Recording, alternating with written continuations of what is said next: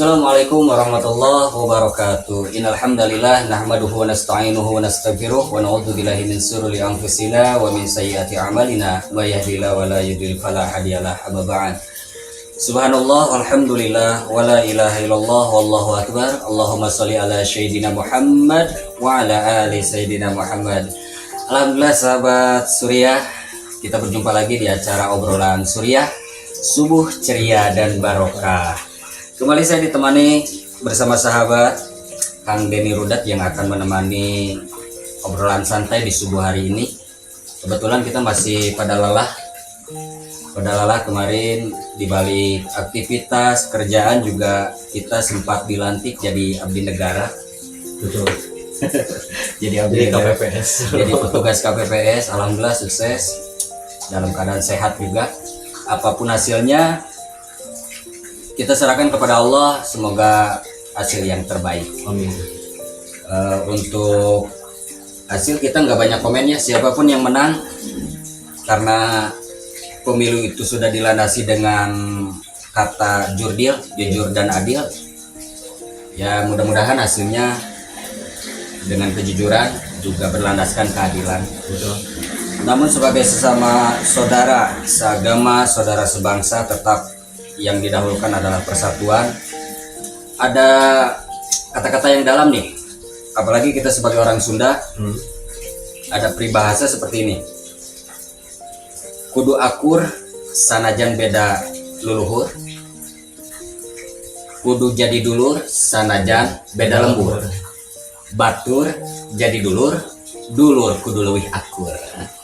Istilah kata, meskipun beda daerah, kita harus tetap mengutamakan persaudaraan. Orang lain harus dijadikan saudara, saudara harus lebih erat tali persaudaraannya. Mudah-mudahan apapun hasilnya nanti kita tetap mengutamakan persaudaraan dan kesatuan. Ya, untuk obrolan subuh hari ini kita ngobrol-ngobrol ringan untuk menemani sahabat Suriah di manapun sahabat berada. Kita ngobrol apa ya? Kayaknya bentar lagi kan mendekati bulan Ramadan ya sih. Ya, Ramadan bentar lagi. Jadi kita akan ngangkat Kayaknya tema bagusnya tentang Ramadan. Ramadan, tema Ramadan gimana? Ya, bisa. Jadi kebetulan sebentar lagi kita akan menyambut bulan suci Ramadan. Iya, mendekati Ramadan yang tinggal beberapa hari lagi kita akan sambut. Ada 1-2 minggu ya ke depan. Mudah-mudahan kita senantiasa disehatkan oleh Allah. Amin. Sampai kita bisa berjumpa dengan Ramadan, dan Allah kuatkan untuk menjalani saum di bulan Ramadan. Wajahnya masih wajah pada lelah nih. Wajah pada lelah. Lagi sakit tuh. Sampai berapa jam? Lebih dari 24 jam. Kebanyakan behind skinnya ini. 20 sampai 26 jam kemarin kita bertugas jadi abdi negara. Mudah-mudahan Allah catat sebagai ladang ibadah ya. Amin. Oke, kita akan bahas tentang tema yang berkaitan dengan Ramadan. Yeah. Saya teringat dengan hadis Rasulullah Shallallahu Alaihi Wasallam, al jannatu mustaqatun ila arba'atin, dalil Quran wa hafidhil lisan wa mut'imil ji'an wa shaimina Ramadan imanan wa ihtisaban. Ini nanti ada kaitannya temanya dengan Ramadan. Apa sih makna hadis yang tadi saya bacakan? Jadi di hadis yang saya bacakan itu adalah kriteria-kriteria orang yang dirindukan oleh surganya Allah Subhanahu wa taala. Surga itu adalah tempat tujuan setiap manusia. Dengan latar belakang apapun, dia mau seorang penjahat, seorang pendosa, tetap tujuannya ingin surga. Dia ingin selamat. Nah, untuk menggapai surga ini, ternyata surga pun ada kriteria orang-orang yang dirindukan, yang senantiasa dirindukan oleh surganya Allah Subhanahu wa taala. Dari hadis Rasulullah Shallallahu Alaihi Wasallam, al jannatu mustaqatun ila arba'atin, ada 4 kriteria yang dirindukan oleh surganya Allah Subhanahu wa taala. Yang pertama, talil Quran, orang yang senantiasa membaca Al-Quran. Baca Quran tidak? Jarang. Nah, selepas pulang dari sini sahabat Suriah juga ketika sudah mendengar hadis ini harus menambah semangat nih untuk senantiasa membaca Al-Quran, apalagi nanti di bulan Ramadan harus lebih giat lagi, berlipat ganda pahalanya. Mudah-mudahan lancar. Nah, untuk membaca Al-Quran ini adalah kriteria yang dirindukan oleh surganya Allah Subhanahu wa Ta'ala. Mudah-mudahan kita digolongkan menjadi ahli-ahli Quran ya. Amin. Dalam sebuah hadis juga dikatakan, barang siapa yang menjadikan Al-Quran sebagai imam, maka Al-Quran akan menuntunnya ke surganya Allah.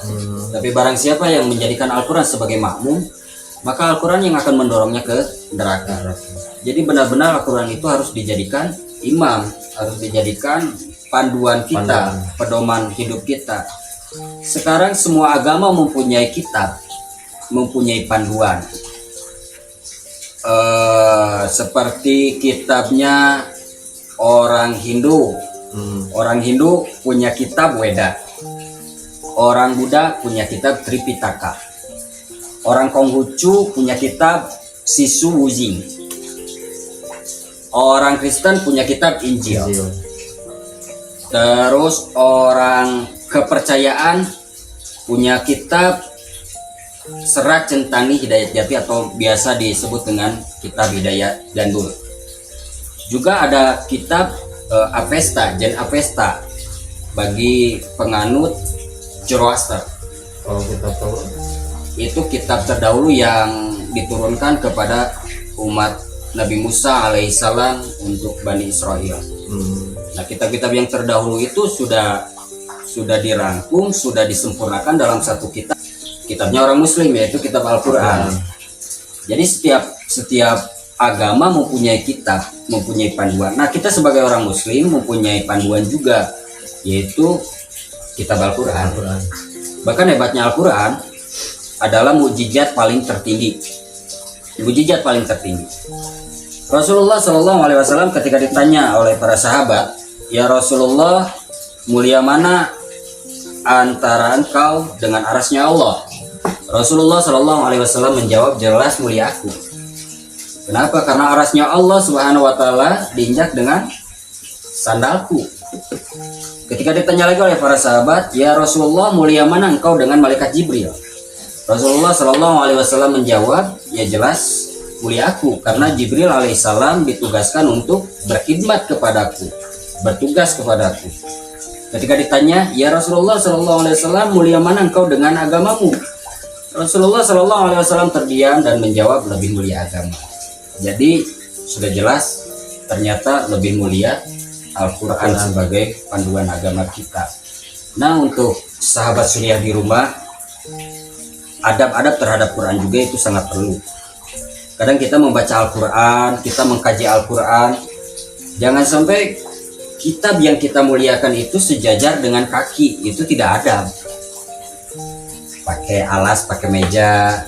Makanya setiap santri yang belajar ngaji di sini, Kang Rudat bisa lihat setiap yang ngaji di sini itu Quran kadang mereka pegang atau mereka simpan di meja, dan tidak berani sekali mereka simpan Quran itu di bawah, di lantai gitu. Di lantai sejajar dengan kaki, mereka tidak berani. Makanya ini harus dibiasakan juga untuk sahabat Suriah di rumah. Kalau misalkan pakai alas gimana? Iya, lebih bagus pakai alas, jadi lebih tinggi, jangan sampai sejajar dengan kaki.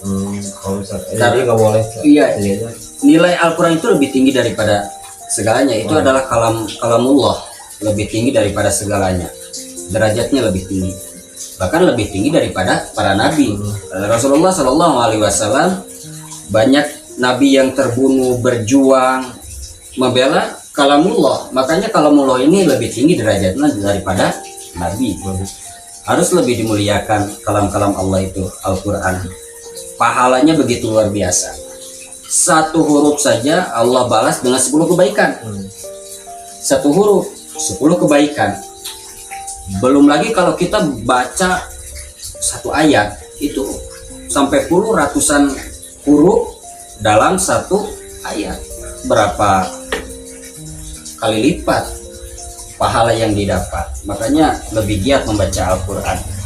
Rasulullah Shallallahu Alaihi Wasallam bersabda, masalul mu'minil ladzi yaqra'ul Quran kamasalil utrujah rihuha thayyibun wa ta'muha thayyibun.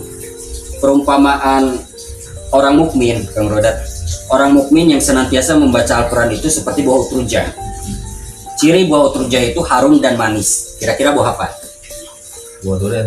Buah durian. Nah, saya sepakat. Nah, mungkin ada sahabat Surya yang mempresentasikan buah apa yang harum dan manis. Namun kita sepakati ya buah durian. Soalnya nggak ada kan, kalau misalkan buah apa kan nggak ada. Nggak ada harumnya ya? Cuma manis kan. Manis, tapi ada yang asam juga. Asam. Buah durian. Nah, ini diumpamakan seperti orang mukmin yang senantiasa membaca Al-Quran. Tapi ada juga masalul mu'minil ladzi la yaqra'ul Qur'an kamasalil tamroh. Orang yang mukmin, orang muslim tapi tidak pernah membaca Al-Quran seperti buah tamroh. Lari halaha wa ta'muha thayyibun. Cirinya itu tidak harum tapi manis. Nah, buah apa? Iya, buah apa itu? Buah apa? Kalau saya lebih sepakatnya buah kurma. Oh iya, kurma nggak ada wangi ya? Nggak ada wangi tapi Cuman manis. manis, sangat terasa manis. Nah, jadi kalau orang muslim yang tidak biasa dan jarang baca Quran itu seperti buah tamroh. Ya Jadi, kurma lah. nah, kurma Kita kita. nggak tahu. Tapi jangan juga kita jadi lanihan kepada saudara sendiri atau apa. Dasar buah tamroh nggak juga. Nggak usah gitu, nggak usah. Jadi Rasulullah Shallallahu Alaihi Wasallam memberikan kriteria tersebut. Orang mukmin, orang muslim yang tidak pernah membaca Al-Quran atau jarang membaca Al-Quran itu seperti buah tamroh. Dia tidak harum, tapi manis rasanya. Ada juga wa masalul munafiqil ladzi yaqra'ul Qur'an kamasalil raihan. Orang munafik tapi senang membaca Al-Quran itu seperti buah raihan. Dia munafik tapi senang membaca Al-Quran. Seperti apa sih? Dia membaca Al-Qurannya hanya acara-acara tertentu. Dia baca Al-Qurannya kalau ada yang dibayar. Dia baca Al-Qurannya kalau ada sponsor. Dia baca Al-Quran kalau ada endorse. Baru baca Al-Quran. Nah, ini orang-orang munafik seperti ini. Kata Rasulullah Shallallahu Alaihi Wasallam, orang munafik tapi senang membaca Al-Quran itu seperti buah raihan. Buah raihan itu cirinya lari halaha wa ta'muha thayyibun. Jadi buahnya itu harum tapi pahit. Harum tapi pahit. Iya. Apaan? Harum tapi pahit. Harum tapi pahit. Buah apa coba? Tadi kan harum, manis, durian. Terus ada yang Tidak harum, nggak harum tapi manis. manis. Sekarang Kurma. Harum tapi pahit. tapi pahit. Apaan? Buah apa coba? Mengkudu. Harum? Bukan harum. Mengkudu pakai parfum. Bisa jadi. Jadi kita kasih contoh aja lah bahwa mengkudu pakai parfum ya. Oh, wangi. Kan mengkudu pahit karena. Tapi kan nggak ada harumnya. Jadi Pakai parfum. Ya. Seperti buah mengkudu pakai parfum aja lah ya. Boleh bisa ya. Itu kriteria orang munafik tapi senang membaca Al-Quran. Ada yang lebih parah. Kriteria yang keempat, masalul munafiqil ladzi la yaqra'ul Qur'an kamasalil Hanzalah. Orang munafik, sudah munafik, tidak mau baca Al-Quran seperti buah Hanzalah. Lari halaha wa ta'muha murun. Sudah bau pahit. Buah apa? Tidak wangi tapi pahit gitu. Bau pahit. Udah mutlak bau pahit. Buah apa? Batrawali. Batrawali. Perlu translate nih di sini. Nanti lihat batrawali itu buah apa sih di bawah? Nggak tahu, pasti udah pada tahu kali ya. Batrawali. Buah apa coba? Bau pahit. Kalau mengkudu kan pahit tapi nggak ada aromanya kan? Buah bangkai kayaknya. Buah bangkai. Buah bangkai. Apa juga buah bangkai? Kan ada Karena kalau kayak- bunga bangkai. Tahu yang suka bajak sawah tahu gak? Tahu. Sapi. Oh, kotoran ya. Ya sapi kan kalau lewat keluar kotorannya. Oh, itu. Bau kan itu? Bau nggak? Enggak. Kotoran sapi bau nggak? Ya bau tuh. Bau. Pahit nggak? Pahit. Ah, saya emang nggak tahu rasanya. Kata Kang Rudat pahit. Saya nggak tahu rasanya tuh. rasanya seperti apa? Ya nggak pernah nyobain juga tuh. Dan sebagai contoh, jadi mungkin orang munafik yang tidak pernah baca Al-Quran lebih rendah daripada itu mungkin. Jadi Rasulullah Shallallahu Alaihi Wasallam memberikan kriteria bagaimana sih kedekatan kita dengan Al-Quran. Mudah-mudahan kita digolongkan sebagai buah utruzah. Kita dianggap sebagai mukmin dan senantiasa kita mencintai Al-Quran. Nah itu salah satu kriteria orang yang dirindukan oleh surganya Allah. Yang pertama adalah tali Al-Quran, orang yang senantiasa membaca Al-Quran. Tapi kalau misalkan membaca Al-Quran tidak lancar gimana? Terbata-bata Terbata-bata. Kalau Nah. pulang lancar gitu, kalau misalkan ada ya, dapat pahalanya nggak? nah seperti itu nanti. Jadi orang yang membaca Al-Quran terbata-bata, Allah lebih cinta, pahalanya didobel. Karena ada perjuangan, ada menutupi rasa malunya, tapi dia senantiasa berjuang untuk terus berusaha menjadi lancar. Allah cinta terhadap orang-orang yang membaca Al-Quran, belajar membaca Al-Quran meskipun terbata-bata. Jadi mereka kan Pahalanya luar biasa. Berjuang kan, Iya, berjuang untuk bisa. Jadi semangat nih untuk sahabat Suriah dalam membaca Al-Quran. Meskipun nanti terbata-bata belajar Al-Quran, Allah cinta dan pahalanya sangat luar biasa. Juga itu akan termasuk menjadi kriteria orang yang dirindukan oleh surganya Allah Subhanahu wa Ta'ala. Yang kedua yang dirindukan oleh surganya Allah Subhanahu wa Ta'ala adalah wahafizil lisan, orang yang senantiasa menjaga lisan, ya. Jadi senantiasa dijaga lisannya, itu dirindukan oleh surganya Allah Subhanahu wa Ta'ala. Seperti itu. Ini kriteria yang kedua, orang yang senantiasa menjaga lisannya. Dijaga dari hal apa sih? Jelas dijaga dari hal yang menyebabkan lisan itu berdosa. Dan apa saja dosa-dosa lisan? Nah, dosa-dosa lisan itu banyak. Fitnah, gosip tuh, gibah. Iya, gibah. Hati-hati nih. Ibu tuh Nggak selalu ibu-ibu juga, bapak-bapak juga banyak. kurang cocok kayaknya. Meskipun kurang cocok tapi banyak. Cuma saya ingatkan nih, gibah ini sangat rugi. Sangat rugi. Selain kita transfer amal kita menyerap dosa orang yang kita bicarakan. Dan Rasulullah SAW sangat membenci orang-orang yang suka gibah, membicarakan aib orang lain. Bahkan digambarkan seperti memakan bangkai saudaranya sendiri. Saking hinanya orang yang membicarakan aib orang lain. Maka dari itu stop gibah, stop gosip.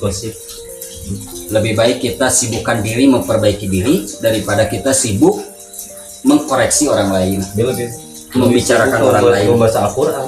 Nah, lebih baik menyibukkan diri untuk membaca Al-Quran. Selain gibah juga ada namimah, mengadu domba, ada fitnah, bicara sia-sia, bicara kotor, ataupun mencaci orang, berbohong. Itu dosa-dosa lisan. Dan surga sangat merindukan orang-orang yang senantiasa menjaga lisannya. Lisannya itu selalu basah dengan memuji Allah, zikir, membaca Al-Quran, dan lebih baik diam daripada berkata yang sia-sia. Man kana yu'minu billah wal yaumil akhir falyakul khairan aw liyasmut. Barang siapa yang beriman kepada Allah dan hari akhir, berkatalah yang baik. Kalau tidak bisa berkata baik, lebih baik diam. Seperti itu.